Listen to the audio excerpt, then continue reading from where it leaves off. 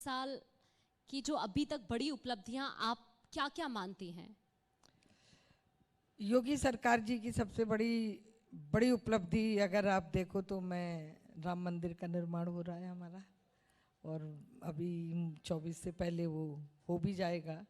इसके अलावा इस बार की जो इन्वेस्टर समिट हुई है जिसमें 35 लाख करोड़ के हमने एमओयू साइन किए हैं, तो विकास दिखेगा। कभी उत्तर प्रदेश बीमारू राज्य कहलाता था, अब एक विकासशील उत्तर प्रदेश कहलाएगा। क्या नहीं लगता कि उत्तर प्रदेश के लिहाज से एक बहुत बड़ी अचीवमेंट है ये? बहुत बड़ी 10 लाख अचीवमेंट करोड़ है, का लक्ष्य है और 35 लाख करोड़ तक बहुत बड़ा पहुंचना। अचीवमेंट है, और लोग अभी भी तैयार हैं, अभी भी हमसे संपर्क करते हैं कि हम उत्तर प्रदेश में ये काम करना चाहते हैं, हम इतना इन्वेस्ट करना चाहते हैं, हमें माननीय मुख्यमंत्री जी से मिला दीजिए। तो लगातार उत्तर प्रदेश की तरफ लोग आ रहे हैं। बात करें राजनीति की, देखिए राजनीति लगातार गर्माती रहती है, और खासकर ओबीसी वर्ग को लेकर, पिछड़े वर्ग को लेकर, अनुसूचित जाति को लेकर रामचरितमानस विवाद आपने देखा, फिर अखिलेश यादव शूद्र की राजनीति ले आए, आप उसे कैसे देखती हैं? देखिए, राजनीति अपनी जगह है, चाहे वो ओबीसी की हो, बीसी की हो, एससी की हो। और मैं तो इतना ही बोलूँगी इस पे कि भारतीय जनता पार्टी इसमें भेदभाव नहीं करती है। जो भी अच्छा कार्यकर्ता है, जिस भी समाज का है, उसके साथ भेदभाव नहीं होता है। मैं खुद एससी से आती हूँ, मुझे गवर्नर बना दिया, मुझे तो मालूम भी नहीं था कि मैं गवर्नर बनने जा रही हूँ। तो ये हमारी भारतीय जनता पार्टी ऐसी है, बाकी का तो मैं नहीं मानती, क्योंकि आप जानते थे कि जब अखिलेश जी की सरकार थी तो यादवों का ही बोलबाला था, और कोई मतलब जाति आगे आ ही नहीं पाती थी। बीजेपी में ऐसा नहीं है, जो कार्य बढ़िया करेगा, जो कार्य अच्छा करेगा, जो पार्टी के लिए कार्य करेगा, वो आगे बढ़ेगा, उसमें जाति नहीं है। फिर लेकिन अखिलेश यादव तो कहते हैं कि देखिए ये तो पिछड़ों का आरक्षण मानने वाले थे निकाय चुनाव में, और अगर हम इस मुद्दे को जोर शोर से नहीं उठाते तो चीजें नहीं बदलती। अब उनकी तो वो राजनीति है, वो कर रहे थे, लेकिन हमें तो जो जिसको देना था वो देना था। अब वो इसका लेना चाहे से तो लेते रहे, हमें तो कुछ नहीं कहना इस पर। मैम, अब आपके विभाग से जुड़ी कुछ बातें करते हैं, जी। क्योंकि ग्रामीण अंचल की मैं बात आपसे करूंगी। अभी अगर ग्रामीण एरियाज में हम देखें, जो गर्भवती महिलाएं हैं उनके लिए बहुत सारी योजनाएं आप लोग चला रहे हैं, फायदा भी मिल रहा है, लेकिन बहुत सारी अभी भी वो महिलाएं हैं, कई बार होता है कि एम्बुलेंस की दिक्कत हो जाती है गर्भवती महिलाओं के लिए, तो वो जो सुविधाएं हैं उनका लाभ ठीक से अभी भी नहीं पहुंच पा रहा है बहुत सारे एरियाज में। नहीं, देखिए, जो गर्भवती महिलाओं की बात की, हम उन्हें भोजन उपलब्ध कराते हैं कि उन्हें कैसा भोजन करना चाहिए, और हम उनकी गोद भराई भी करते हैं, जिसमें प्रतीकात्मक रूप से उन्हें बताते हैं कि आप फल भी खाओ, प्रोटीन लो, आयरन लो, लेकिन हर महीने उन्हें हम भोजन देते हैं। पर एम्बुलेंस की जो आपने बात कही है वो स्वास्थ्य विभाग में आता है, और ग्रामीणों में एम्बुलेंस चलती हैं, लेकिन शायद उतनी नहीं चल पाती होंगी जितनी आवश्यकता है। तो मैं अपने स्वास्थ्य मंत्री हैं डिप्टी सीएम साहब, उनसे बात करूंगी और उनको ज़्यादा बढ़वाएंगे। ग्रामीण क्षेत्रों की बात की हमारी सहयोगी ने, तो महिला सशक्तिकरण के लिए, ग्रामीण क्षेत्रों की महिला सशक्तिकरण के लिए आपकी तरफ से, आपके विभाग की तरफ से कौन कौन से ऐसे कदम उठाए जा रहे हैं?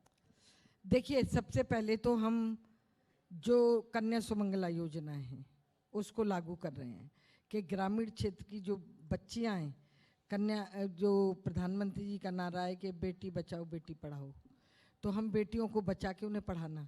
तो 0 से लेकर 3 साल तक, जब बेटी जब जन्म लेती है और जब तक वो 18 साल की हो जाए, हम 15,000 रुपये उसके खाते में, जन्म लेती है तब 2,000, फिर पढ़ने जाती है तब 2,000, फिर वो 6 में आती है तो 3,000, फिर 10 तक उसको ऐसे 15,000 रुपये उसके खाते में डालते हैं, जिससे कोई गरीब की बच्ची पढ़ने से नहीं रह जाए।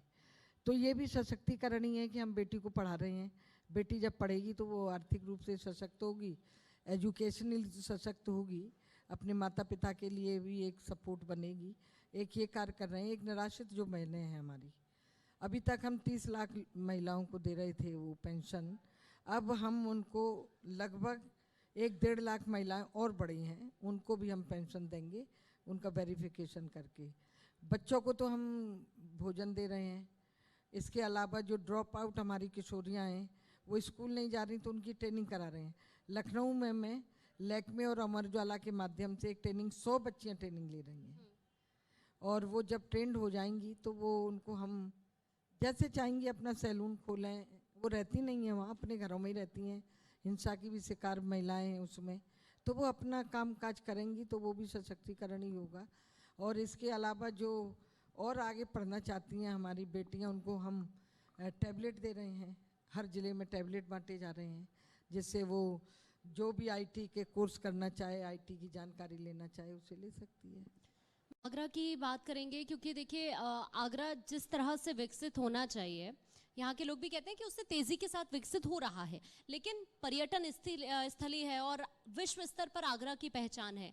अभी आगे आगरा के विकास को लेकर आपका रोड मैप क्या है, क्योंकि आपका राजनीतिक क्षेत्र भी यही है, तो अभी आगे क्या सोच रहे हैं आप आगरा को विकसित करने के लिए? देखिए, ये सही कहा आपने कि ये पर्यटक शहर है, ताजमहल के नाम से जाना जाता है और इंटरनेशनल उस पर भी इसको ताजमहल ही बोलते हैं। जब मैं अमेरिका गई तो ऐसी बातचीत हुई तो उन्होंने कहा कहाँ से आई, आगरा, आगरा ताजमहल, तो ओ ताजमहल, तो इसी पहचान है। इसके लिए पर्यटक मंत्री जयवीर सिंह जी ने अनेक योजनाएं बनाई हैं। यहाँ कैसे पर्यटक रुके उसकी भी योजनाएं बन रही हैं। यहाँ रहे हमारे जो होटल के व्यवसायी हैं उन्हें भी काम मिले, उनके होटलों में आके रुके, और जो हमारी ब्रज की कला है ये भी विकसित हो साथ में, इसके लिए योजनाएं अभी बन रही हैं। और मैं उनसे कई बार मिलती हूँ तो वो कहते हैं कि हम और आप मिलके ही कुछ नई नई योजनाएं तय कर रहे हैं, जब वो धरातल पे आएंगी तो हम बताएंगे आपको। के आखिरी पड़ाव पर एक दो सवाल और आपसे करेंगे। अगर हम बात करें मैम निकाय चुनाव, अब निकाय चुनाव की भी तैयारी है और फिर लोकसभा चुनाव की, मिशन 2024 की तैयारी, और देखिए प्रधानमंत्री नरेंद्र मोदी जी ने तो आज वाराणसी में भी बड़ी सौगात दी है, तो आप कैसे देख रहे हैं? क्योंकि अखिलेश यादव तो थर्ड मोर्चे की तैयारी कर रहे हैं और उन्होंने तो कोलकाता में जाकर राष्ट्र कार्यकारिणी की बैठक की है और बीजेपी को रोकने के लिए पूरी तैयारी की है। आप कैसे देख रहे हैं और कितनी तैयार है? क्योंकि दिल्ली का रास्ता तो यूपी से ही जाएगा। वो तो 2019 में भी की थी उन्होंने, क्या मिला उन्हें, क्या हासिल हुआ? मोदी जी की अलग सोच है, वो अपने लिए कुछ नहीं कर रहे, देश के लिए, गरीबों के लिए, महिलाओं के लिए, व्यापारियों के लिए, किसानों के लिए जो आदमी कार्य कर रहा है लगातार, एक संत के रूप में कार्य कर रहा है, तो उन्हें तो कोई नहीं बदल सकता। वो ही 24 में आएंगे, ये मैं आपको कह रही हूँ। मैम